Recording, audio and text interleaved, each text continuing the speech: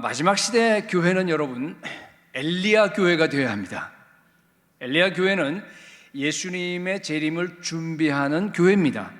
말라기서 4장 5절에 보게 되면은 여호와의 크고 두려운 날이 이르기 전에 내가 선지자 엘리야를 너에게 보내리니, 그렇게 되어 있습니다. 성경을 보면요, 예수님의 초림 때에도 엘리야 선지자가 오셨고, 그리고 이제 나중에 예수님의 재림하실 때에도 역시 엘리야 선지자가 올 것으로 되어 있습니다. 초림 때 처음 예수님이 이 땅에 오실 때에 엘리야 선지자가 누군지 아십니까? 그렇죠, 아시죠? 세례 요한, 마태복음 17장에 보면 예수님께서 명확하게 딱 집어서 얘기하고 계세요. 세례 요한이라고 그렇게 얘기하십니다. 그러니까 세례 요한이 와서 예수님이 오실 길을 미리 예비했어요. 골짜기는 평평하게 돋우고 또 산들이 있으면 깎아버리고 왕의 대로를 갖다가 완전히 다 수축을 해서 왕이 오시는 길을 우리 세례 요한이 먼저 와서 그 일들을 다 했습니다. 엘리야였습니다.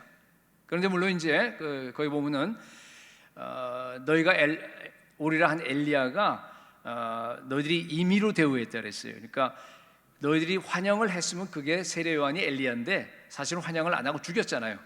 다시 말해서 다시 이제 엘리야가 온다고 돼 있고, 또 재림 때 엘리야가 온다고 하는 그 결정적인 그 말은요 어디에 있냐면은 계시록 11장에 보면 두 증인이 나와요. 두 증인이 나와서 이제 권능을 받아서 예언도 하고 또 이제 기적도 행하는데, 거기 몇 절인가요? 6절에 보면은요, 하늘을 닫아서 비가 오지 않도록 하는 그런 기적을 일으킵니다. 누가 생각나요? 엘리야 생각나죠?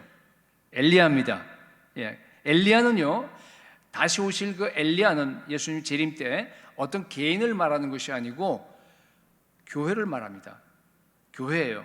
왜냐하면은 계시록 11장에 그 두 증인을 뭐라 그랬냐면은 두 감람나무, 또 뭐라 그랬어요? 두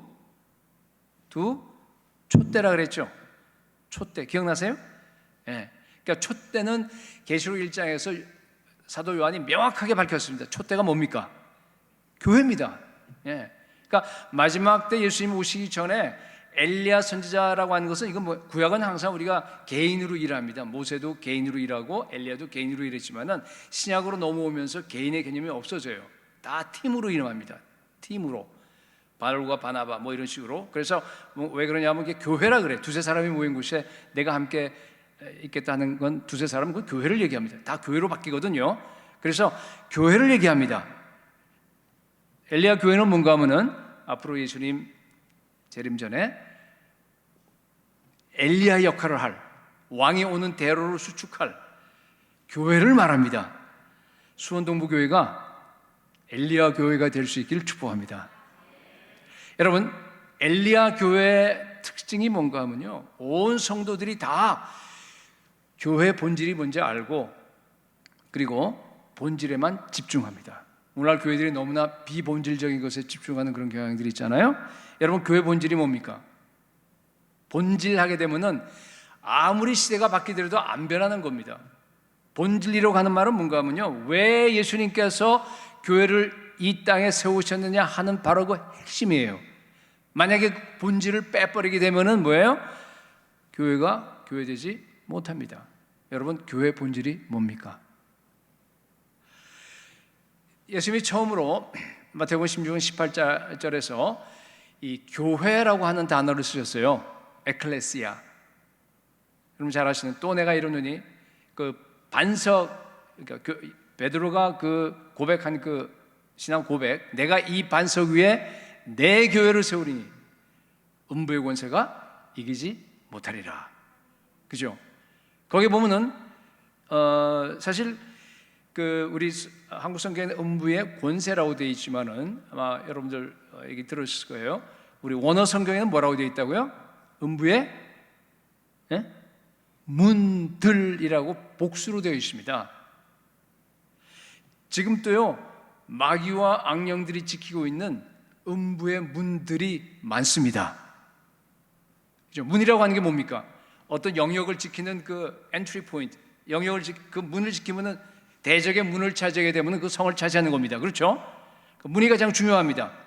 이 주변에도 많아요. 마귀와 악령들이 사실은 하나님의 영역이었는데 마귀가 그냥 빼앗은 거예요. 불법 점거하고 있는 그 음부의 문들이 이 주변에도 많고요. 저 열방에는 너무너무 많습니다. 그죠? 종족수로 따지게 되면은 복음화율이 0.1% 미만이라 그러면 정말 아주 깜깜한데요. 복음이 전혀 안 들어간대요. 예수 이름을 한 번도 들어보지 못한 사람들이 태반인됩니다. 그런 종족이 여러분 얼마나인 줄 아세요? 그걸 미개척 종족이라 그래요.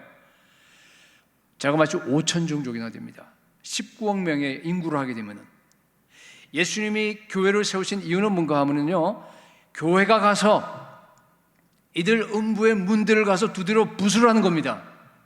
음부의 권세가 이기지 못하리라. 뭐가 이기지 못한다는 얘기예요? 교회가 가서 음부의 문들을 갖다 가서 두드려 부수면은 음부의 문들이 교회의 공격에 이기지 못한다는 뜻입니다. 여러분 공성퇴 아시죠? 공성퇴 문제 커다란 통나무에다가 앞에다가 그냥 그 쇠를 박아갖고요, 수레에다 싣고 그냥 쾅 하고 문을 부시는 거예요. 그러면요 성문이 그냥 무너져 버립니다. 여러분, 하나님께서 교회에 음부의 문들을 부술 수 있는 권세를 주셨습니다. 땅에서 매면 하늘에서도 매고, 땅에서 풀면 하늘에서도 풀립니다. 그게 교회에 주신 권세입니다. 개인이 아니에요. 여러분, 교회는요 예수 그리스도 십자가의 복음을 전해서 이 모든 음부의 문들을 다 부셔버리고 그 위에다가 거기다가 하나님의 나라를 세우라고 우리 주님께서 만들어 놓은 곳이 바로 교회입니다. 그것을 할 수 있는 유일한 기관이 교회입니다. 하나님은 유일하게 교회를 통해서만 그 사역을 하십니다. 선교단체 그런 사역을 그런 권세를 맡기지 않았어요. 저도 지금 전에는 한 2년 전만 하더라도 제가 담임 목사였는데 우리 목사님처럼 저는 이제 선교단체를 하고 있어요. 선교단체 주지 않았습니다. 교회에 주셨어요. 아무리 두세 사람이 모여서 기도하더라도 여러분이 교회이기 때문에 모여서 기도하게 되면요 놀라운 역사가 일어납니다. 교회 본질은요 하나님 나라의 복음을 온 세상 땅까지 전해서 하나님 나라를 이 땅에 임하게 하는 겁니다. 그게 바로 교회 본질입니다. 그걸 다른 말로 얘기하면 뭐죠? 다 같이 선교예요. 하나님 나라 선교입니다. 여러분, 교회 본질은 선교예요. 선교는 우리가 가서 5천 종족, 아까 얘기했듯이 그런 5천 종족만은 아니지만 가서 마치 음부의 문들을 부셔버리고 마귀에게 포로된 자들을 갖다 자유케 하는 게, 갇힌 자들을 놓이게 하고 포로된 자들에게 그냥 자유를 주는 그러한 역할을 갖다가 하는 것이 바로 선교입니다. 교회 본질은 하나님 나라 선교입니다. 여러분, 다시 한번 얘기합니다. 예수님은 하나님 나라 선교를 위해서 교회를 세우셨습니다. 사실은 이런 얘기를 오래 하고 싶은데 이런 얘기를 오래 하게 되면 한 시간 내내 이 얘기만 해야 돼요. 그래서 그건 사실은 이제 우리 선교 학교나 아니면 또 우리 12주 이 선교 훈련 같은 게 있고 그러는데 그때 이제 좀 만약에 기회가 되면 하기로 하고, 오늘은 우리 금요 성령 집회 아닙니까? 그래서 제가 섬기던 그 마라나타 비전 교회에서 음부의 문들을 가서 부시던 그런 장면들을 여러분들하고 그냥 이 파워포인트를 가지고서 아주 짧게 한 5분 뭐 6분 초과하지 않을 거예요. 그냥 그림만 보여드리겠어요. 그렇게 하고 이제 오늘은 그냥 말씀을 가지고 주로 이렇게 여러분과 이렇게 나누는 그런 시간을 좀 갖도록 하겠습니다. 파워포인트 잠깐 좀 보여주시기 바랍니다. 제가 섬기던 그 마라나타 비전 교회 그 교회 개척 단기 선교, 여러분들 같은 분들이 이제 팀으로 이루어서 가는 데 대한 영상입니다. 다음에요. 빨리 넘겨주세요. 여기 나와 있는 것이 바로 이제 우리 교회의 그 목표입니다. 미개척 종족이에요. 미개척 종족이라고 하는 것은 뭔가 하면요, 가장 개척이 안 된 5천 종족을 얘기하는 거예요. 미전도 종족보다 더 개척이 안 된 데를 얘기합니다. 그 중에서 가장 더 개척이 안 된 나라는 어느 나라인지 아십니까 혹시? 인도예요. 인도. 그래서 이제 인도에서 출발했습니다. 다음에요.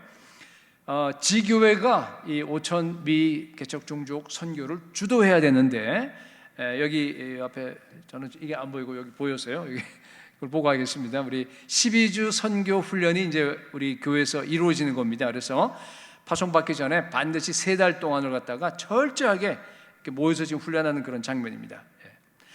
3, 4명이 이제 현지로 가서는 한 팀이 됩니다. 거기 지금 나와 있죠. 교회 개척팀 이렇게 해서 대부분 3명이 가고 많을 때 4명이 가요. 갈 때는 같이 가는데 일단 이제 현지에 가게 되면 다 흩어집니다. 각 다른 곳으로, 각 다른 도시로, 다른 주로. 그래서 이제 3명이 사역하게 되는데 현지 사역자들이 거기 붙어요. 통역도 붙고, 뭐 운전사도 붙고, 뭐 평안의 사람도 붙고 이렇게 해서 한 5명, 6명, 7명 이렇게 많을 땐 8명까지 이렇게 한 팀이 돼서 할 수도 있습니다. 처음에는 길거리 광장에서 우리가 전도를 했는데 이제는 2014년서부터는 위험해졌어요. 인도도. 그래서 모디 정권이 들어선 다음부터. 그래서 이제는 미리 평안의 사람을 마련해서, 평안의 사람이 뭐냐 하는 건 제가 여기서 설명할 시간은 없습니다. 나중에 이제 미리 평안의 사람들이요, 자기 집에서 사람들을 모아놓습니다. 그래서 이제 동네에 들어가게 되면은 준비된 그 집으로 이제 이렇게 은밀하게 이제 저희들이 들어가게 됩니다. 들어가서 이제 자, 이건 뭔가 보면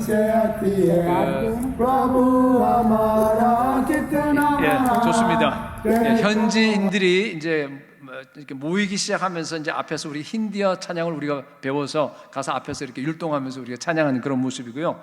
그러면 이제 모든 게 이제 예배를 형식을 통해서 이제 전도 집회가 이루어지는데 간증이죠. 우리 간증에서는 내가 예수님을 만나기 전 또 만난 후에 삶이 어떻게 바뀌었다 하는 건데 예수님에 대한 이렇게 관심을 높게 하고 그 다음에 이제 복음 전도지가 있고 그래서 복음 십자가 복음 핵심을 갖다가 짧은 시간이지만은 다 이렇게 증거합니다.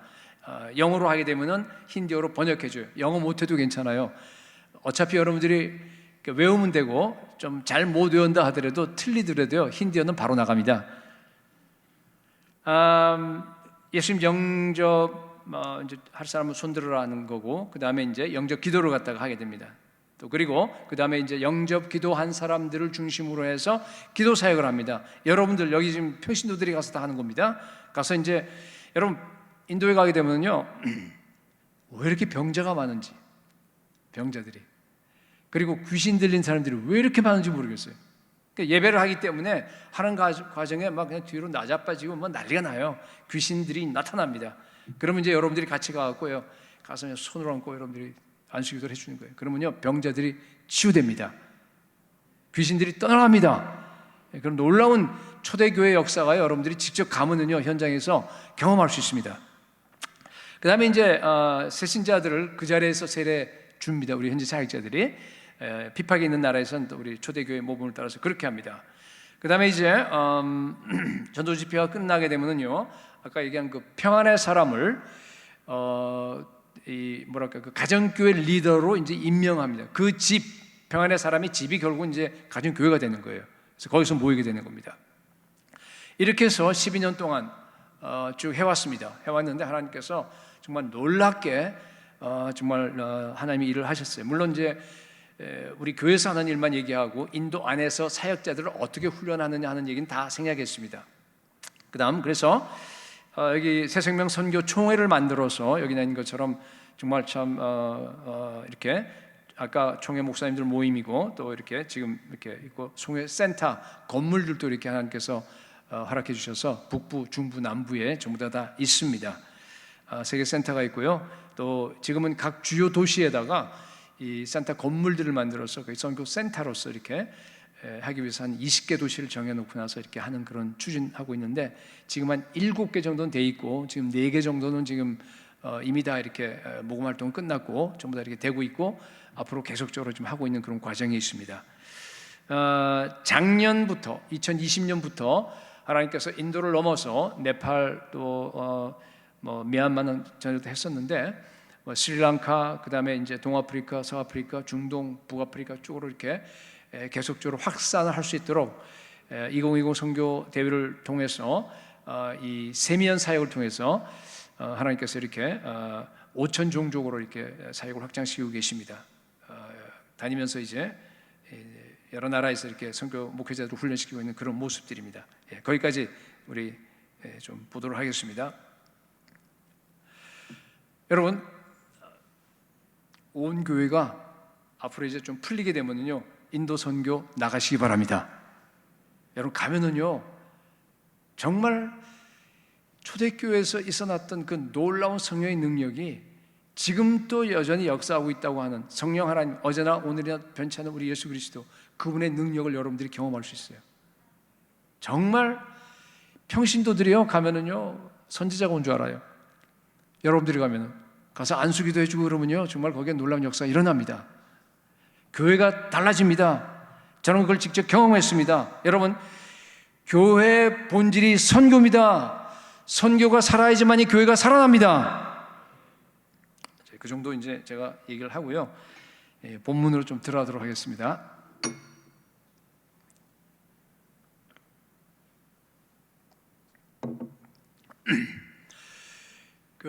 오늘 본문의 요절은요, 11절부터 시작해서 12절 상반절까지인데 우리 같이 한번 읽어볼까요? 같이 봅시다. 한번 다 같이 시작. 이 모든 것이 이렇게 풀어지리니 너희가 어떠한 사람이 되어야 마땅하냐? 거룩한 행실과 경건함으로 하나님의 날이 임하기를 바라보고 간절히 사모하라. 여러분, 성경 예언은 반드시 성취됩니다. 하나님의 날이요 가까워왔습니다. 하나님의 날은 하나님께서 인류의 역사를 마지막으로 이제 끝내는 날이에요. 역사를 시작하신 분이 우리 주님이니까 끝내는 것도 우리 주님이 끝낼 거예요. 요엘서에는 보면 크고 두려운 어둡고 캄캄한 날이라고 했어요. 말라기서에 보여드리면은 용광로 불 같은 날이라고 했습니다. 우리 오늘 베드로 여기 선지자 우리 사도는 뭐라 그래요? 하늘이 큰 소리로 떠나가고 물질이 뜨거운 불에 풀어져 다 해체돼 버린다, 그렇게 얘기합니다. 예수님의 재림의 날입니다. 마지막 심판의 날이에요. 이 거짓과 불의와 그리고 음란한 이 모든 이 세상이 다 끝나버리고 다 불에 타버리고 새로운 의의 나라, 평강의 나라가 임하는, 예수 그리스도의 왕국이 임하는 그 날이 바로 우리에게는 너무너무 승리스럽고 우리에게 너무나도 기쁜 그런 날이 바로 하나님의 날입니다. 신나는 날이에요. 여러분, 하나님의 날이 가까웠습니다. 우리가 어떻게 살아야 합니까? 여기 본문에 보면은 세 가지로 나오죠. 자, 본문 보세요. 보면 너희가 어떤 사람이 되어야 마땅하느냐? 첫째, 어떤 사람이 되라고요? 거룩한 행실과 거룩함으로 살아라 그럽니다. 여러분, 우리는 처음부터 세상과 구별되고 거룩하게 주님의 그 나라를 위해서 분리된, 구별된 사람입니다. 세상에 같이 살죠, 물론 당연히. 그러나 철저하게 세상과 동화돼서 안 돼요. 우리가 세상을 동화시켜야 돼요, 예수 문화로. 자, 두 번째는 뭡니까? 하나님의 날이 임하기를 바라보아야 합니다. 우리의 유일한 소원이 다시 오실 예수 그리스도가 되어야 합니다. 세 번째는 뭡니까? 간절히 하나님의 날을 간절히 사모하라, 이렇게 되어 있습니다. 오늘은요, 시간 관계상 세 번째 것만 여러분들하고 좀 나누도록 하겠습니다. 한국 성경에 이렇게 간절히 사모하라 이렇게 되어 있는데 헬라어를 이렇게 보게 되면요, 거기에 스퓨도라고 하는 그런 동사가 나오는데요, 그 동사는 사실은 뜻이 어떤 뜻인가 하면요, 재촉하라는 뜻이에요. 재촉하는 거, 혹은 앞당기는 거, 스피드가 여기서 나왔는데, 그러니까 제가 찾아본 신약 성경에 이 스퓨도라고 하는 동사를 쭉 찾아보니까 6번 나왔더라고요. 근데 다 어떤 뜻으로 쓰였냐 하면요, 영어로 하면 hasten, 그죠? 그러니까 막 앞당기고 재촉하고 급하게 하고 하는, 그걸 얘기하는 거예요. 그래서 영어 성경도 보게 되면은 오늘 그 본문 요 구절을 갖다 다 뭐라고 써있냐면 hasten 아니면 speed라는 단어로 썼어요. 대부분 hasten이야. 한 10몇 개 찾아봤는데 거의 hasten이에요.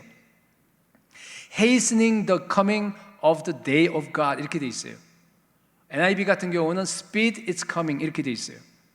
무슨 뜻이에요? 여러분, 예수 그리스도 그 재림의 날, 하나님의 날을 우리가 간절히 바라보고 사모만 해서 안 됩니다. 어떻게 하라고요? 그날을 앞당기셔야 됩니다. 아멘 하신 분들은 굉장히 믿음이 크신 분들이에요. 왜냐하면 아니 목사님, 우리가 어떻게 예수님의 재림의 날을 앞당기죠? 불경한 생각이 드는데요. 아마 이 성경을 번역하신 분도 그죠? 그 뜻으로 거의 돼 있는데 뭐 사모하라는 뜻이 전혀 없는 건 아니에요. 아주 마이너한 뜻으로 있어요. 그러니까 사모하게 되면 그 행동으로 나타나면 앞당기는 거기 때문에 그러니까 마이너한 뜻으로 해석해 버린 거예요. 여러분, 예수님의 그 재림을 우리가 앞당긴다. 예수님의 재림을 우리가 재촉한다. 그게 도대체 무슨 뜻이에요? 네? 성경에 보면요, 예수님의 재림의 날은 아무도 몰라요. 마태복음 24장 36절에 그러나 그날과 그때는 아무도 모르나니 하늘의 천사들도 아들도 모르고 오직 아버지만 아시느니라. 물론 지금은 이제 하늘에 올라가서 이때는 이 땅에 계실 때니까 그렇고 우리 예수님 아실 거예요. 그날을 언제든지 결정하신 분은 뭔가 오직 하나님 아버지입니다. 예수 그리스도의 재림은 오직 하나님의 절대 주권 하에 있습니다. 그런데 여러분 잘 들으십시오. 그 날을 결정할 때 저와 여러분이 치명적인 역할을 합니다. 9절 한번 보세요. 우리 본문 9절에 주의 약속은 어떤 이들이 더디다고 생각하는 것 같이 더딘 것이 아니라 오직 주께서는 너희를 대하여 오래 참으사 아무도 멸망하지 아니하고 다 회개하게 이르기를 원하시느니라 그랬어요. 예수님의 재림이 지연되는 것처럼 우리가 보이는 이유가 뭐라고요? 하나님의 오래 참으심 때문입니다.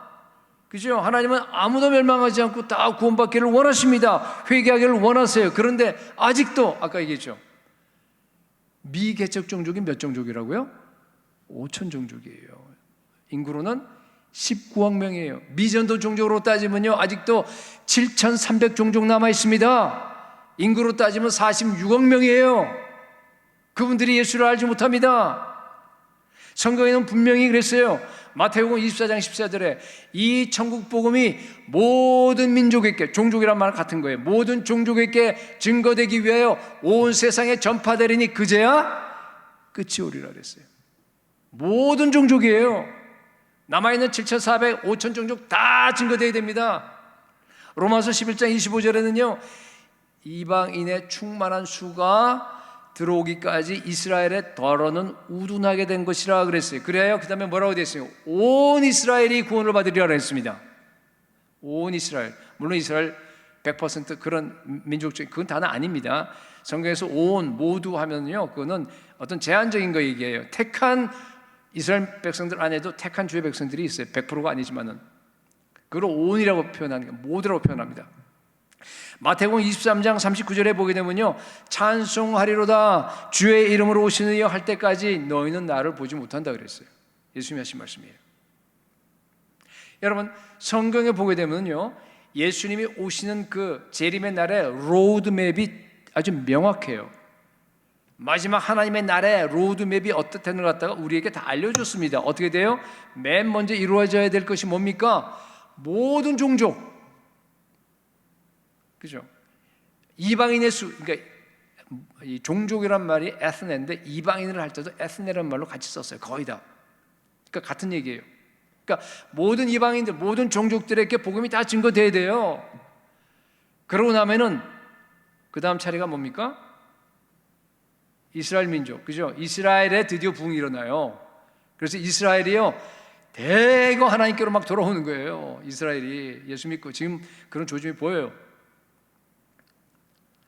그러고 나서 이제 뭐예요? 이스라엘 백성들이요 찬송하리로다 주의 이름으로 오시니 바루하바 바셈 아도나이 하고 막 그냥 그 사람들은 지금도 그런 우리 메시아닉 주들 보면 막 찬양하고 그래요.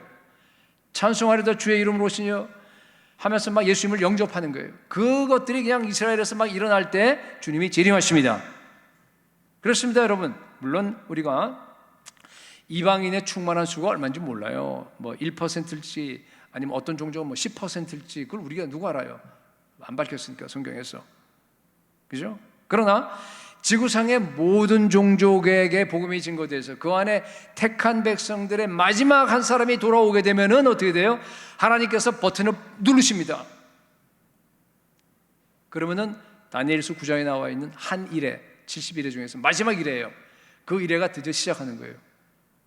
그리고 나서 나중에는 뭐예요? 좀 지나면은 대환란 지나고 하면 어떻게 되죠? 그 다음에 이제 하늘이 큰 소리로 떠나가고 이 땅에 있는 모든 물질이 다 불에 녹아져 버려요. 다 해체돼 버려요. 그리고 나서 예수님이 재림하신 겁니다. 마지막 심판입니다. 계시록 13장 8절에 보게 되면요, 하나님의 생명책에 나오는데 거기에 구원받는 사람들의 이름이 다 기록이 되어 있어요. 물론 하나님은요, 우리에게 자유의지를 다 주셨습니다.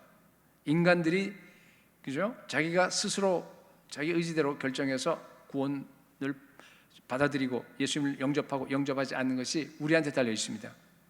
그죠? 그러나 하나님은 전지전능하시기 때문에 미리 다 아십니다. 미리 알아서 그렇게 했던, 아니면 또 무슨 뭐 신학적으로 보면은 창세전에 아예 택정을 해서 그랬던, 그건 별로 중요치 않아요. 하여튼 주님의 생명책은 기록이 되어 있습니다. 그러니까 생명책에 기록된 마지막 한 사람이 다 구원받을 때까지, 다시 말하면 뭐예요? 교회가 완성될 때까지 우리 주님은요, 심판을 연기하십니다. 자, 제가 묻겠습니다. 하나님께서 마지막 버튼을 꽉 누르시는 날을 누가 결정합니까? 당연히 하나님이 결정하죠. 그죠? 아직 모든 종족에게 모두 복음이 증거되지 않고 그 안에 택한 백성들이 다 아직까지 구원 못 받았는데 하나님이 버튼을 갖다가 에이 모르겠다 눌러버리겠다, 그거 아니잖아요. 그죠? 자, 심판의 날을 결정하는데 누가 치명적인 역할을 합니까? 여기 앉아있는 저와 여러분들입니다. 우리가 얼마나 복음을 열심히 전하느냐, 우리가 열심히 얼마나 주님을 위해서, 하나님 나라를 위해서 섬겨서 이거 모든 종족에게 복음이 증거되느냐에 따라서 달려 있습니다. 크게 영향을 받으십니다. 하나님이 그날을 결정하는데 여기 있는 저와 여러분이요, 아주 치명적인 역할을 합니다. 이럴 땐 좀 아멘을 해줘야 되는데, 여러분 치명적인 역할을 해요. 네. 베드로전서 3장 20절에 보면요, 그들은 전에 노아의 날 방주를 준비할 동안 하나님이 오래 참고 기다렸다고 했습니다. 하나님이 뭘 기다렸어요? 노아가 방주를 다 지을 때까지. 방주 짓는데 굉장히 오래 걸렸죠. 120년은 아니고 하여튼 최소한도 그 연대를 계산해 보게 되면 한 70년에서 한 80년 걸리는 걸로 나옵니다. 그 동안에, 방주 짓는 동안에 하나님은요, 모든 사람이 여기는 그 당시에 택한 사람이겠죠, 다 회개하고 주를 하나님을 믿도록 그렇게 기다렸습니다. 여러분, 방주를 짓는다고 하는 것은 오늘날 방주가 뭡니까? 교회예요. 교회입니다. 하나님은요, 교회가 완성될 때까지 심판을 연기하십니다. 기다립니다. 교회는 건물이 아니고 사람입니다. 택한 사람들이 다 구원받고 교회로 들어올 때까지 기다리십니다. 여러분, 예수님이 다시 오신다고 하는 약속이 벌써 2000여 년 전에 예수님이 하셨어요. 근데 아직까지 2000여 년이 지났는데도 이 약속이 실현되지 않고 있습니다. 왜 그렇죠? 교회가 예수님의 지상명령에 순종하지 않아서 그렇습니다. 모든 종족에게 복음이 전해져야지만이 예수님이 재림하십니다. 그런데 아직도 0.1% 미만 5천 종족이나 지금 남아 있습니다. 19억이나 미개척 종족이에요. 그들은 음부의 문에 갇혀서 신음하고 있습니다. 그곳에 택한 백성들이 아직 많습니다. 여러분, 슬픈 사실이 있습니다. 전 세계에서요, 선교사로 파송된 분들이 얼마 되냐면 한 22만여 명 돼요. 우리 한국에는 뭐 줄여서 옛날에 2만 7천, 지금 줄어갖고 한 2만 2천여 명 됐는데, 그 파송된 그 선교사들 중에서 여러분, 미전도 종족의 교회 개척을 하는 선교사들은 3% 이내입니다. 97%는 아니에요. 딴 데서 지금 사역하고 있습니다. 다른 곳에서 다른 사역을 하고 있어요. 그러면 미개척 종족, 맨날 헷갈리죠 여러분. 미전도 종족, 미개척 종족 달라요. 미전도 종족은 2% 미만, 미개척 종족은 몇 퍼센트라 그랬어요? 아까 제가 0.1% 미만을 얘기하는 거예요. 미개척 종족에서 선교하는 파송 선교사 수는 여러분 얼마나 될 것 같아요? 1%도 안 돼요.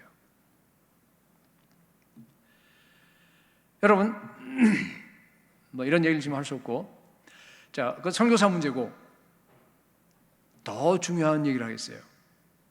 여러분, 선교는요, 선교단체가 하는 거 아닙니다. 선교는요, 수원 동부교회가 하는 겁니다. 지교회가 하는 거예요. 지교회가. 초대교회도 그랬고, 그 다음에 초대교회 이후에 계속적으로 예를 들어서 모라비안 교회도 마찬가지였어요. 과거에 정말 신실한 모든 교회들은 교회가 선교였습니다. 교회가 선교를 주도합니다. 지금 선교단체가 지금은 어떻게 돼 있어요? 모든 교회들이요, 선교는 선교단체가 하는 거지. 우리는 그저 그냥 헌금해 주면 되고 기도해 주면 그만이지. 선교사 우리 교회에 있으면 보내주고. 아닙니다, 여러분. 이제 그것도 마찬가지로 그 얘기만 하려고 너무 오래 걸리니까 이제 그만하도록 하겠는데, 회복돼야 합니다. 저희가 세면을 2020 선교 대회를 기점으로 해서 그거 회복하러 다녀요. 교회를 다니면서. 여러분, 지교회가 주도하는 선교입니다. 지교회가 5천 종족을 개척하셔야 됩니다. 저희들이 그것을 모범을 보였어요. 모델이 있습니다. 그대로 따라 하시면 됩니다. 여러분, 지교회가 아직도 옛날 그 관습에 붙잡혀 있고 깨어나지 못하기 때문에, 선교에 깨어나지 못하기 때문에 아직 예수님이 못 오신다고 해도 과언은 아닙니다. 많은 사람들이요, 예수님의 재림에 대해서 굉장히 이렇게 잘못된 생각을 하는 것 같아요. 하나님이 이제 이미 날짜를 다 정해놓고 그 날짜가 언젠지를 갖다가 자꾸만 알려고 그래요. 예수님의 재림의 날짜를 갖다가 이렇게 알고 싶어하는 그런 데만 이렇게 관심을 갖는 것 같아요. 교회 역사 보면은 재림을 예언한 사람들 여럿 있죠. 여러분 아는 사람도 있을 거예요, 그죠? 그런데 100% 틀렸습니다. 그렇죠? 여러분 한번 생각해 보세요. 만약 그 사람들이요, 아까 제가 얘기한 마태복음 24장 14절과 같은 아주 기초적인 성경 지식만 갖고 있었다고 한다 그러면은 그런 예언 하겠어요, 못 하겠어요? 못 하죠.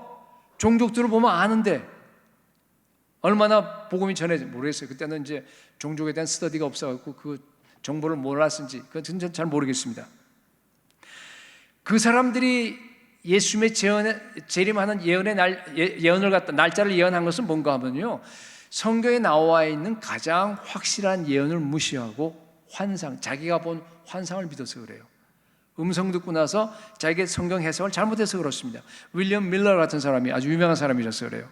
다니엘 9장에 나와 있는 70일에다 혹은 에스겔서에 나와 있는 그런 그 성경을 갖다가 자기 방식대로 해석을 해서 2300주야 이런 걸 가지고서 요새도 그 유튜브에 가면 별 얘기가 다 있어요. 그래서 1844년에 예수님이 재림한다 하고 얘기를 했는데요. 참 하나님이 어떤 섭리인지 모르겠는데 그때 당시는요, 그게 맥혀 들어갔어요. 그래서요, 어마어마한 사람들이 목회자들과 교단들과 또 평신도들이 거기에 해서 예수님 오신다. 1844년. 물론 1년 동안을 이렇게 하고 1884년 44년 그 3월에 했다가 또 안 오시니까 또 10월에 연기하고 이제 그렇게 재림 운동을 벌였다가 예수님이 안 오시니까요, 대실망이 일어났습니다. 아주 교회사적으로 유명한 사건입니다. 마침 그때 이제 엘렌 화이트라고 하는 그때 당시에 17살 난 소녀예요. 이 사람이 환상을 봤는데 보니까 예수님이 그 날짜에 이 땅에 재림하는 것이 아니고 하늘 성소로 재림하는 거예요. 하늘 성소로 들어갔다. 그래서 1차 재림을 하셨고 이제 2차 재림은 이제 앞으로 이 땅에 오신다. 이런 식으로 이제 자기가 예언을 보아서 해석을 했기 때문에, 그러고 나서 이 사람이 또 환상을 보면서 이 하늘 성소에 가서 법궤를 봤어요. 법궤 안을 들여다보니까 사계명이 반짝반짝 빛나는 거예요. 여러분, 사계명이 뭡니까? 안식일에 대한 얘기죠. 그래서 안식교 창시자가 됐어요. 엘렌 화이트. 이 엘렌 화이트는요, 살아있는 동안에 환상을 자그마치 200번을 봤어요. 부러워요? 여러분, 환상은 마귀도 보여줍니다. 찰스 러셀, 영향받은 사람인데 결국은 또 그 사람 또 다음에 또 언제 예수님이 재림한다 그랬다. 나중에 그것은 뭐예요? 여호와의 증인 창시가 됐어요. 우리나라도 있죠. 하방익, 그죠? 중학교 학생이었어요. 그 애가 그 당시에 그 이장님 담임선교회 할 때 그 환상 본 거예요, 전부 다. 여러분, 예수님의 재림은요, 미리 정해진 날을 갖다가 우리가 알아맞히는 게 아니에요. 잘 들으세요. 예수님의 재림의 날은 우리 손에 달려 있습니다. 여러분, 아멘 하면서 좀 찜찜하죠? 잘 들어야 돼요. 오해하지 않고 들어야 돼요. 잘못하면 저도 이단이 됩니다. 우리가 결정한다는 뜻 아니에요. 100% 예수님의 재림의 날, 그날은요, 우리 하나님의 절대 주권입니다. 그러나 그날을 얼마나 앞당기느냐 아니냐는 우리 손에 달려 있습니다. 물론 전지전능하신 하나님은 그걸 아시겠죠. 그날이 언제인지를. 만약 노아가요, 방주를 막 만들다가 부부싸움을 하고 아니면 좀 지쳤어요. 그래서 좀 게을러졌습니다. 그래서 한 1년 정도 이렇게 좀 지체됐다고 가정합시다. 그럼 어떻게 되죠? 하나님의 심판이 1년 늦어져요. 그렇죠? 아직 방주가 다 만들어지지 않고 뚜껑을 닫았는데 하나님 막 그냥 홍수 내리겠어요? 만약, 그죠? 노아가 막 열심히 나서 밤잠을 자지 않고 막 열심히 만들어서 방주를 갖다가 한 1년 정도 앞당겨 버렸어요. 그럼 어떻게 되죠? 하나님의 심판이 앞당겨집니다. 방주를 짓는 것은요, 하나님이 하신 일이 아닙니다. 교회를 오늘 완성시키는 것, 온 종교에 나와서 전도하는 것, 제자 삼는 교회 개척하는 것, 그건 하나님이 하신 일 아니에요. 우리가 하는 일입니다.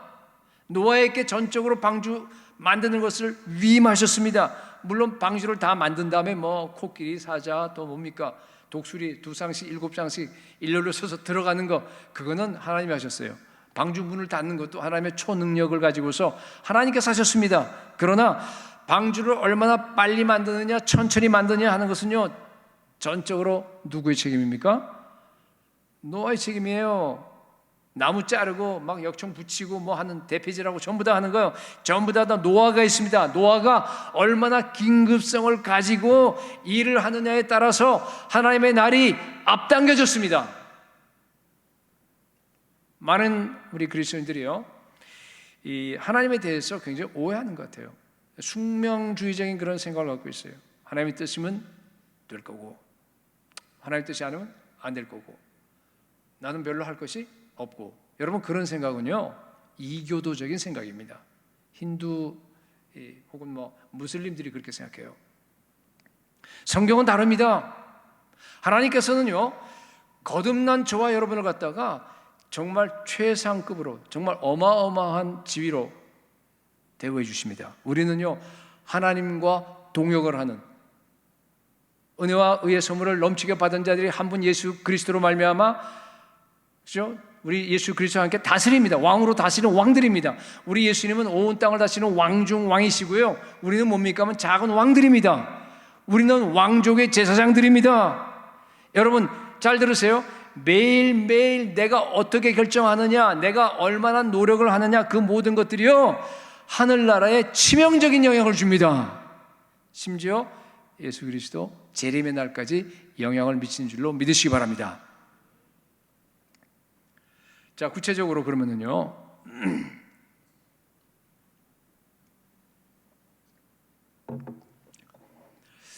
어떻게 예수님의 재림을 우리가 앞당길 수 있느냐, 앞당길 것인가? 여러분, 예수님 재림 앞당기고 싶습니까? 좀 늦게 왔으면 좋겠어요? 이제 겨우 돈 벌기 시작하는데. 저는 이제 나이가 좀 이렇게 되다 보니까요, 좀 이해하고 들으십시오만, 정말로요, 이 세상에 좋고 뭔가 해보고 싶고 뭔가 가치 있는 거예요, 정말 하나도 없어요. 정말 오래 이게 이 세상에 더 머물고 싶은 생각이 추호도 없습니다. 제가 여기에 존재하고 있는 유일한 이유는 뭔가 하면요, 5천 종족에게 복음 증거하고 교회 개척하고 제자 삼으라고 하는 그 사명을 저한테 맡겼고, 한국 교회를 깨우라 그러고, 또 가서 현지 사역자들한테 훈련시키려고 하는 그 사명을 저한테 주셨기 때문에 그것이 제가 존재하는 유일한 이유입니다. 바울의 마음을 조금은 이해할 것 같아요. 정말요, 예수님이 제가 죽기 전에 왔으면 좋겠어요. 여러분도 그렇죠?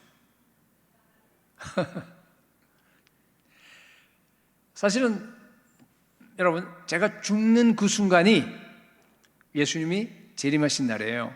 왜 그렇죠? 죽음과 동시에 저는 시간과 공간을 벗어나 시간 세계를 떠납니다. 하나님과 하나가 되었고 어떻게 돼요? 하나님의 시간은 현재예요. 항상 아브라함의 하나님, 이삭의 하나님, 야곱의 하나님. 그죠? 그러니까 현재 그 시간으로 들어와서 그 시간에 주님을 만나는 겁니다. 그러면 뭐예요? 주의 얼굴과 얼굴로 맞대어 보는 주님의 재림이 임한 것. 저한테는 그날이 재림의 날입니다. 그게 개인적인 종말이라고 합니다. 그러나 여러분, 제가 살아있는 동안에 예수님이 재림할 가능성은 저는 거의 없다고 봅니다. 목사님 어떻게 아세요? 지금까지 모든 종족에게 복음이 증거되는 속도를 보면 알아요. 만약 지금 속도대로 복음이 증거된다고 한다면 여러분, 어쩌면 예수님은 영원히 못 오실 수 있어요. 정말로 수백 년 걸릴 수도 있어요. 지금 속도면은. 복음 증거되는 속도가 너무 느려요. 교회들이 너무 관심이 없어요. 물론 선교는 합니다. 제가 얘기하는 건 그 얘기하는 거 아니에요. 그 선교를 얘기하는 게 아니에요. 여러분이 주체가 되어서 여러분이 직접 가서 복음 증거하셔야 됩니다. 온 5천 종족, 7,400 종족 전체 다. 이제는 온 지구상에 하나예요. 이 온 지구가요, 그게 가능한 시대가 됐습니다. 물론 예수님께서요, 지켜보다 도저히 못 참겠다, 안 되겠다 생각하고 특단의 조치를 내릴지도 몰라요. 예수님이. 저는 그렇게 되기를 원해요. 지난 20년 동안 이란에서 일어났던 것처럼. 여러분 아시잖아요, 그죠? 중동에서 어떤 일이 일어났는지. 어느 날 갑자기 택한 백성에게요, 우리 주님께서 다 한꺼번에 환상 보여주면 끝나요. 밤에 꿈을 꾸는데, 아니면 환상을 보고 나서 네가 믿는 알라는 잘못됐어. 예수님이 나타나셨고요, 내가 예수야, 너 나 믿어. 그러면서 전화번호가 보여요. 잠 깨보니까 꿈인데 전화번호가 명확하게 다 머리에 남는 거예요. 그래서 그 전화를 걸어봤어요. 그랬더니 그게 그 사역자 전화번호입니다. 무슬림을 대상으로 사역하는 사역자. 그래서 그 사람 만나서 예수 믿고 제자 훈련 받고, 그런 사람들이 수도 없이 많아요. 물론 여러 다른 형태도 많지만은. 그렇게 되면요, 여러분, 예수님이 특단의 조치를 내려주시게 되면 사실은 수년 내에 복음화 다 끝납니다. 선교사 22만 명 필요 없어요. 여러분, 제가 생각하기에는요, 정말로 신실한 선교사 300명만 있으면요, 온 세계 5천 종족, 7,300 종족, 46억 다 끝납니다. 여러분, 예수님의 재림은 가까이 왔습니다. 그런데요, 우리에게 또 뭐라 그래요? 하나님의 나라를 앞당기라고 명령하십니다. 어떻게 앞당길 수 있겠습니까? 세 가지로 아주 짧게 여러분들께 말씀드리겠습니다. 첫째, 여러분, 우리의 모든 삶의 초점이 다시 오실 예수 그리스도께 맞춰져야 합니다. 예.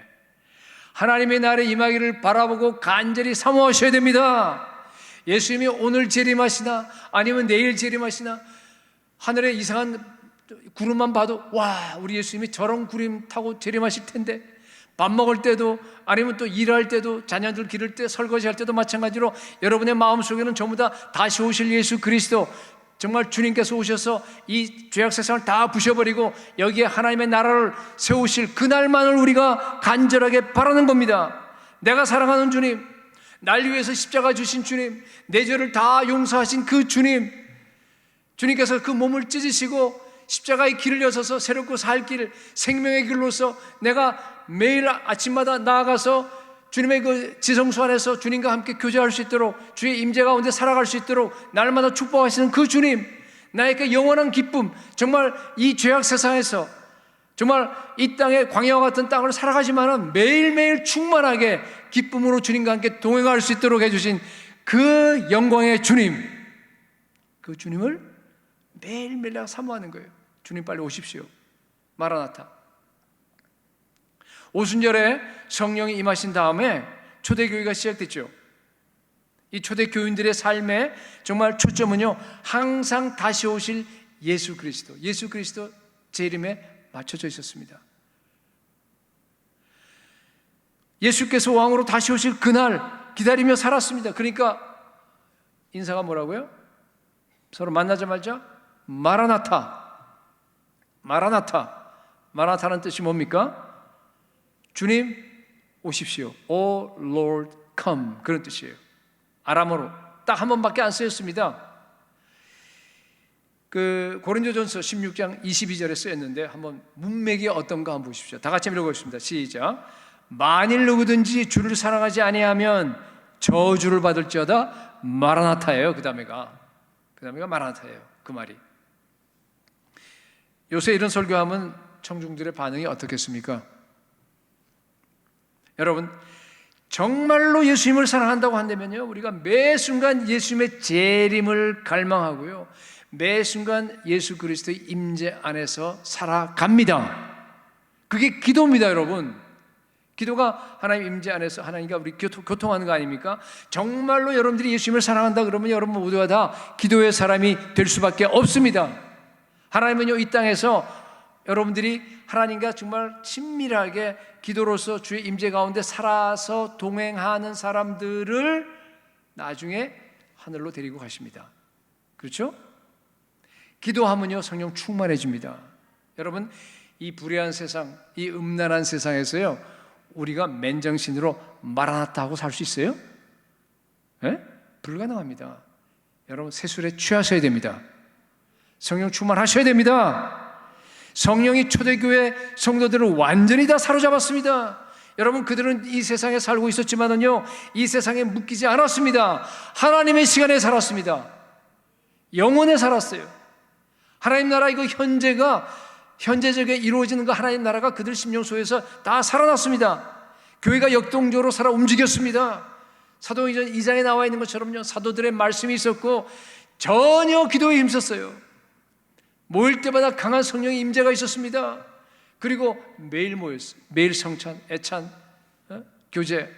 여러분, 그것은요, 옛날에 한번 그렇게 했다 이런 게 아니고요, 오고 오는 세대에서 하나님의 교회를 하면은, 예수 그리스도를 머리로 하는 교회라고 한다면은 우리가 이런 모양이 되라라고 하는 우리 교회가 주는 모델입니다. 저 여러분이 모든 삶의 초점이 다시 오실 예수 그리스도 우리 왕께 맞춰줄 수 있기를 축복합니다. 두 번째, 예수님의 재림을 앞당기려고 하려면요, 여러분, 5천 미개척 종족 구원을 위해서 여러분들이 중보기도 하셔야 됩니다. 네. 기도는 여러분, 하나님의 뜻을 이루는 가장 강력한 무기인 줄 믿으시기 바랍니다. 기도는 아까 방금 얘기했듯이 하나님의 임재 속에서 친밀하게 하나님과 교통하는 거 아니에요, 그죠? 하나님과 교제하는 거예요, 맞아요. 그러나 뭐 하라고 교제해요? 왜 교제해요? 하나님의 뜻을 알기 위해서 교제하는 겁니다, 그죠? 그걸로 끝나면 안 돼요. 하나님의 뜻을 알았으면 어떻게 돼요? 하나님의 뜻을 이루기 위해서 할 수 있는 가장 큰 무기가 뭔가 하면 또 기도예요. 여러분, 중보기도 하셔야 됩니다. 기도는 하나님과 동역하는 겁니다. 하나님은 그 기도를 통해서 하나님의 나라를 이 땅에 실현하십니다. 기도가 가장 강력한 무기입니다. 여러분, 예수님의 재림을 기다리십니까? 5천 종족을 위해서 기도하시기 바랍니다. 그래서요, 저희 이제 다음 달에 우리 세면을 지원하는 우리 교회들 중심으로 해서 11월 달 중에서 그냥 한 주일을 교회 편하게 임의대로 정해서 5천 미개척 종족 선교주의를 지키기로 했습니다. 그건 뭐 특별한 건 아니고요, 기도 운동을 일으키려고 그래요. 중보기도 먼저 기도하셔야 돼요, 모든 성도들이 다. 그래서 기도 제목들도 다 나눠주고 그랬습니다. 아마 우리 목사님 통해서 여러분들께 기도 제목이 다 갈 겁니다. 저는 믿습니다. 먼저 한국 교회가 깨어나기 위해서는요, 선교에 헌신해야 되는데, 무슨 뭐 헌금하고 뭐 사역하고 뭐 이런 것 전에, 그 이전에 뭔가 하면 여러분 중보기도에 깨어나셔야 됩니다. 중보기도로 여러분들이 헌신하셔야 됩니다. 확산되셔야 됩니다. 여러분들이 인도 선교 어떻게 다 가겠어요? 여기서 못 가잖아요. 사정들이 다 있고 한데. 그런데 여러분, 인도를 위해서, 5천 종족을 위해서 여기 있는 모든 사람들이 다 중보기도는 할 수 있는 줄로 저는 믿습니다. 기도가 더 중요해요. 교회가 기도해야지만이 5천 종족 가운데 교회가 개척될 수 있습니다. 여러분, 선교는 기도예요. 선교를 여러 가지로 정의하는데요, 세 가지로 정의해요. 선교는 기도고, 선교는 순교고, 선교는 목회예요. 근데 가장 기초는 기도입니다. 어떻게 기도하는 것이 누가복음 11장에 나와 있습니다. 예수님의 그 비유인데, 한밤중에 친구가요, 여행 중에 이제 자기 집에 들렸어요. 근데 보니까 친구가 내색은 안 하는데 보니까 너무 피곤하고 배고파해요. 아마 뭐 점심도 못 먹고 저녁도 못 먹은 것 같아. 그 친구를 보는 내 마음이 너무나 아파요. 그래서 정말 그런 그 컴패션을 가지고서 차마 볼 수 없어서 옆집 친구에 가서 문을 두드립니다. 쾅쾅쾅. 대답이 없어. 또다시 두드려요. 쾅쾅쾅. 깼어요. 자다가 친구가. 아니 지금 도대체 몇 시인데 우리 다 식구, 지금 식구들이 다 자는데 왜 그래? 빵 3덩이만 좀 구워줘. 나 좀 제발 괴롭히지 마. 그런데도 그냥 끝까지 두드립니다. 여러분, 이분은요, 자기를 위해서 기도하는 거 아니에요. 문 두드리는 거 아닙니다. 다른 사람을 위해서입니다. 5천 종족, 지금도 그 어둠 속에서, 지금도 정말 예수 이름 한 번도 들어보지 못하고, 지금도 죽어가는 저 불쌍한 막에 밟히는 저 사람들을 생각할 때 너무 견딜 수가 없는 거예요. 그래서 하나님께 그냥 계속해서 문을 두드리는 겁니다. 8절에 비록 벗됨으로 인해서는 일어나서 주지 아니할지라도 그 간청함을 인하여 일어나 그 요구대로 주리라. 여러분, 복음은 이렇게 전파됩니다. 몇 번 해보고 안 되네, 안 되는 거 보니까 이게 하나님 뜻이 아닌가 봐. 여러분, 그런 게 아니에요. 여러분 자녀 위해서 그렇게 해요? 기도할 때? 몇 번 해보고. 여러분 필사적으로 자녀 위해서 기도하잖아요. 근데 왜 영혼 구원을 위해서는요, 몇 번 해보고 안 되면 그냥 포기합니까? 밤이 너무 늦었잖아. 내가 해봤어. 친구 두드렸는데 대답이 없잖아. 막 신경질 내고 지금 안 된다고 하잖아. 나도 할 만큼 다 했어. 왜 합리화시키고 포기합니까? 그래서 아직 예수님이 재림하지 못하시는 겁니다. 여러분, 이 비유의 핵심이 뭡니까? 그러지 말고 끝까지 강청하라는 겁니다. 언제까지? 5천 종족이 다 예수 믿고 돌아올 때까지. 주님, 저를 통해서 저 배고픈 친구의 저 빵 문제를 좀 해결해 주십시오. 주님, 우리 교회를 통해서 5천 종족 죽어가는 저 영혼들에게 복음이 증거되게 하여 주시옵소서. 마귀에게 비참하게 짓밟히고 있습니다. 죽은 영혼들이 살아나게 하여 주시옵소서. 그런데 제게는 빵이 없어요. 능력이 없어요. 주님, 제게 재물도 주시고 시간도 주시고 건강도 주십시오. 여러분, 기도하시기 바랍니다. 반드시 주님께서 그 기도를 들어 응답하실 줄로 믿습니다. 요구대로 주리라. 요구대로 주리라. 제 목회 경험으로는요, 예수님께서요, 그런 기도는 잘 들어주시더라고요. 요구대로가 아니라 우리가 기도하고 생각하는 것 이상으로 항상 능히 하실 주님이십니다. 여러분, 5천 종족 구원받는 것은요, 명백한 하나님의 뜻입니다. 기도하면 반드시 이루어 주십니다. 저는 지나간 날들을 이렇게 돌이켜보면 참 하나님께 감사할 게 많은데, 그 중에서 가장 감사하는 것은 마라나타 비전 교회를 갖다가 참 저 같은 사람을 통해서 기도하는 교회로 만들어 놓은 거예요. 정말 기도 많이 해요. 이 교회도 많이 기도하는 걸로 제가 알고 있는데, 매일 새벽 기도, 또 매일 저녁 기도. 그러니까 이제 뭐 처음에는 뭐 다니엘 기도 이렇게 특별 기도하다가 이러지 말고 그냥 매일 저녁 하자 그래서 매일 저녁 기도합니다. 많이 나오세요. 1년 내내 기도할 수밖에 없어요. 왜 그러냐 하면요, 1년 내내 선교하니까 그래요. 봄에도 선교 가고 여름에도 선교 나가고 겨울에도 선교 나가요. 그럼 뭐 세 달 동안 준비하잖아요. 훈련하고 또 선교 보내놓고 나서, 그죠? 여러분, 선교, 막연한 선교하는 교회를 가장 미워합니다. 가장 공격이 많아요. 선교 가기로 결정을 해서 훈련 받고 그러면요, 참 별의별 공격이 다 했어요. 처음에는 이게 무슨 소리 하나 그런데요, 전교인들이 한 번씩 거의 선교를 많이 갔으니까, 한 3분의 2는 갔으니까 대개 출석교인에, 그러니까 대개 보면은요, 자기가 당하거든. 말도 안 돼. 교통사고가 나지 않나, 샤워 꼭지 떨어져서 머리가 깨지지 않나, 뭐 별일이 다 생겨요. 그러니까 나중에는 그게 우연히 된 게 아니구나 하는 걸 알아요. 그러니까 기도를 열심히 합니다. 여러분, 기도하지 않고 선교 가게 되면요 오히려 마귀에게 당합니다. 그걸 아주 철저하게 알기 때문에 필사적으로 기도합니다. 필사적으로 12주 동안 훈련하는 게 전부 기도 훈련이에요. 거의 다. 우리 팀이요 선교 나가서 그 어느 마을에 갔는데 저 북인도 UP주 아마 바그팍 같은 내 생각에는 거기 가서 청년들에게 둘러싸여 갖고 폭행당할 위기를 당했어요. 제가 있었어요 거기에. 겨우 진정하고 이렇게 해서 빠져나왔어요.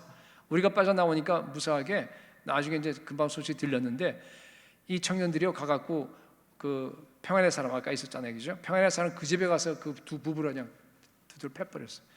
그래서 막 그냥 연락이 와서 병원으로 실어가서 입원시키고 가끔 있는 일이에요. 우리가 조금만 늦게 빠져나왔으면요 다 체포될 뻔했어요. 경찰에게. 그런데 뭐가 이상해? 낌새가 좀 이상해서 이제 그건 제가 한 팀이 아니고 딴 팀이었는데 그래서 빨리 뭐 기도 전에 그냥 빨리 호텔을 정리해버리고 그냥 빠져나왔는데 우리가 나오자마자 경찰이 그냥 들어왔어요. 그런 일들이 굉장히 많습니다. 여러분 뭐 선교지에 가면 별일이 다 생겨있다. 건강 문제 뭐 여러 가지 많기 때문에 여러분 선교팀을 보내놓고 자기 아내를 보내놓고 남편을 보내놓고 기도 안 할 수 있습니까? 매일 새벽 기도하고 1년 내내 기도합니다. 기도하니까요 10여 년 동안 제가 있으면서 인도 선교를 했는데요. 인도뿐 아니라 여러 다 선교를 했는데 미얀마, 네팔, 뭐 중동, 터키, 이집트 다 했는데 한 건의 사고가 없었어요. 하나님이 정말 머리털 하나도 다치지 않게 다 보호하셨습니다. 기도 때문에 그렇습니다. 어떤 교회에서는요 단기팀이 북인도에 왔어요. 왔다가 그 팀이 경찰에 체포돼 버렸어요. 그래갖고 한 달 동안 유치장에 갇혀서 못 나갔습니다. 직장 나가야 되는데 여러분 어떻게 되겠어요? 겨우 이제 한 달 만에 풀려서 이제 한국으로 돌아왔습니다. 한국에 있던 돌아와서 교회에서요 왜 그 위험한 인도로 가느냐?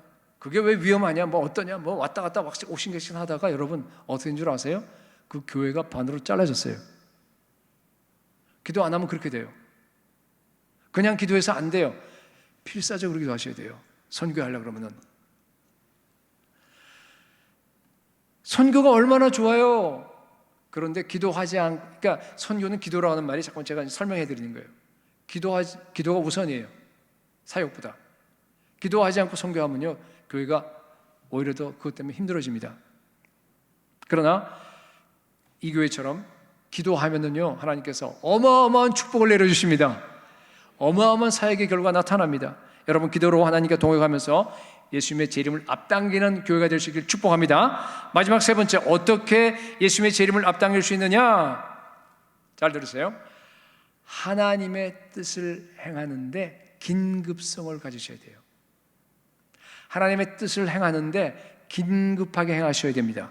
만약 노아가 심판의 날이 방주가 자기를 다 만든 다음에 어느 정도 이렇게 한참지 어느 날 되지만이 하나님이 심판하겠다라고 생각했다 그러면은 그렇게 정말 긴급성을 가지고 그렇게 열정적으로 방주를 만들었을까요?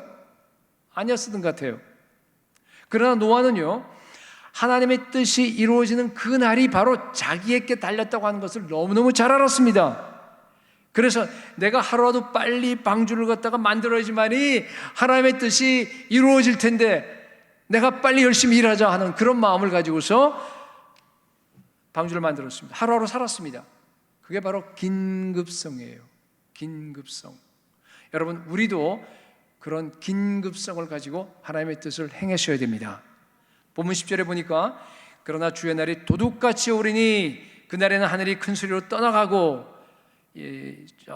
물질 원소 엘리먼트의 원소 그러니까 물질의 기본을 이루는 그 원자가 뜨거운 불에 해체돼 버려 풀어지고 땅과 그 중에 있는 모든 일이 드러나리로다. 11절 이 모든 것이 이렇게 풀어지리니 너희가 어떤 사람이 되어야 마땅하냐? 여러분 정말로 이 땅에 있는 모든 것이 다 불타버릴 것을 여러분 믿습니까? 현금, 예금, 주식 여러분 갖고 있는 집, 자동차, 그리고 부동산 모든 것 전부 다 여러분 정말로 그렇게 믿는다면 여러분 어떻게 살겠습니까? 노아는 어떻게 살았을 것 같아요? 자기 집을 꾸미는데 취미를 가지고 노아가 살았을 것 같아요? 집 꾸미지 말라는 얘기 아니에요. 고장난 거 있으면 고치세요. 그리고 정도 내서 잘 살아야 됩니다. 제가 하는 얘기는 뭔가 하면 집 꾸미는 것 때문에 방주를 짓는 것이 늦어지면 안 된다는 겁니다. 누구나 다 우리 제한된 자원으로 살아가잖아요. 내 모든 돈과 시간과 그리고 내 모든 에너지와 나의 모든 것들을 갖다 다 먼저 하나님 나라를 세우는데, 5천 종족을 정말 복음화시키는데 우선적으로 다 사용하고 나서 긴급성이 있게 투입하고 나서 그래도 남으면 여러분 집 아름답게 꾸미시기 바랍니다. 그게 바로 뭔가 하면 먼저 그 나라와 그 의를 구하는 삶입니다. 그게 허공에 뜬 소리가 되면 안 돼요. 여러분의 삶이 그냥 그렇게 돼야 된다는 겁니다. 바울은 고린도전서 7장 29절에서 31절까지 형제들아 내가 이 말을 하노니 그때가 단축하여진 고로, 다른 말로 하면 뭐예요? 예수님의 재림이 가까운 고로 이후부터 안에 있는 자들은 없는 자 같이 하며, 요새는 아내 얘기하면 안 돼요. 그죠? 뭐예요? 자식이 차라리 낫겠어. 자식이 있는 자들은 없는 자 같이 하며, 우는 자들은 울지 않은 자 같이 하며, 기쁜 자들은 기쁘지 않은 자 같이 하며. 여러분 이 땅에서 슬퍼봐요? 얼마나 슬퍼요? 여러분 이 땅에서 기뻐봐요? 여러분 얼마나 기쁩니까? 매매하는 자들은 없는 자 같이 하며, 세상 물건을 쓰는 자들은 다 쓰지 못하는 자 같이 하라. 이 세상의 외형은 지나갑니다. 여러분 이것이 오늘날 그리스도인들이, 우리가, 저와 여러분이 살아야 될 모범입니다. 이 세상에 좋은 차, 좋은 집 여러분 가져봐야 무슨 의미가 있습니까? 여러분 세상의 외형은 다 지나갑니다. 염세주의로 살아라는 얘기 아니에요. 다 집어치고 수도승대라는 얘기 절대 아닙니다.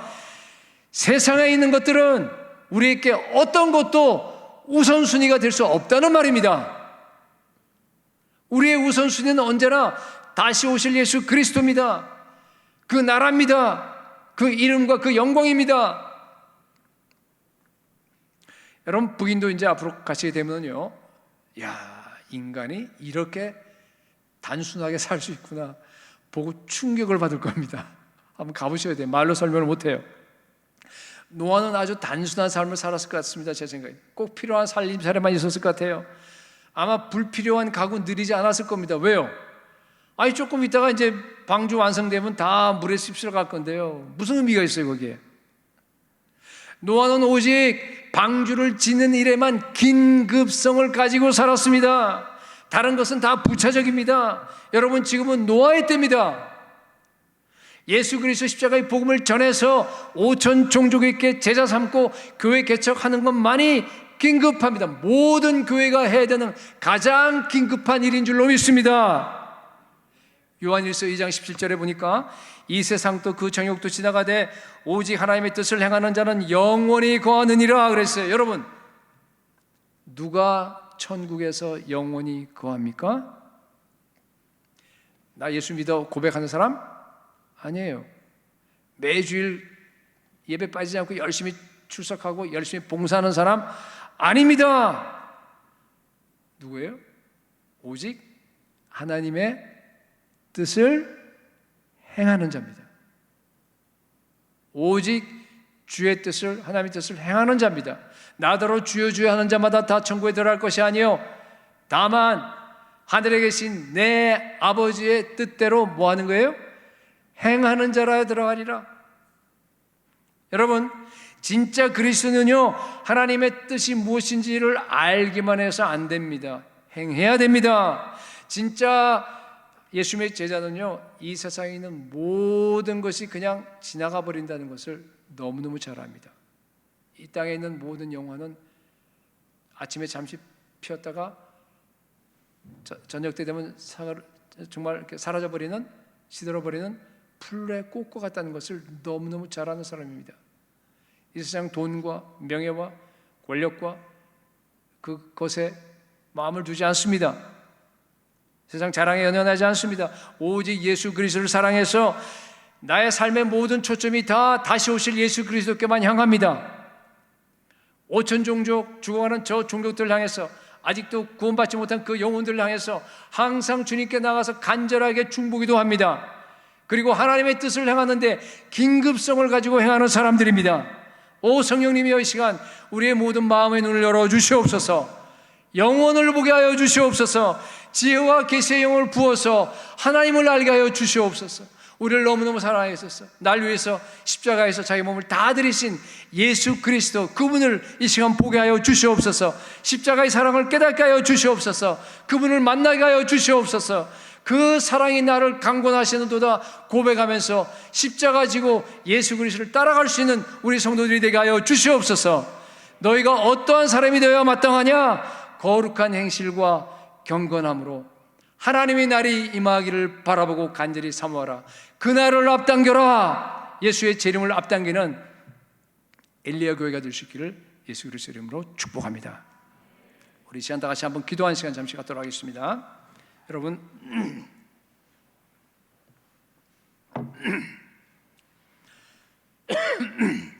여러분 시간 자신을 한번 돌아보시기 바랍니다.